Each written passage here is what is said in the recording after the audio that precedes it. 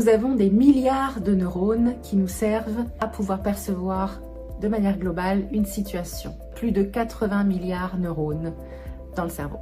Beaucoup de structures cérébrales sont impliquées dans le processus de nos pensées, que ce soit des structures sous-corticales, corticales, telles que l'amygdale, qui est le siège de l'anxiété, de la peur, l'hippocampe qui est impliqué dans tout ce qui est mémorisation, l'insula qui amène une sensation viscérale vers une conscience subjective d'une situation, etc. et le cortex préfrontal. Toutes ces structures ont des neurones et ces neurones-là sont imbriqués dans différents réseaux neuronaux d'une très grande ampleur et d'une grande complexité. Pour vous donner un exemple, un neurone noradrénergique, donc qui fonctionne avec la noradrénaline, peut se connecter avec plus de 200 000 synapses. C'est colossal.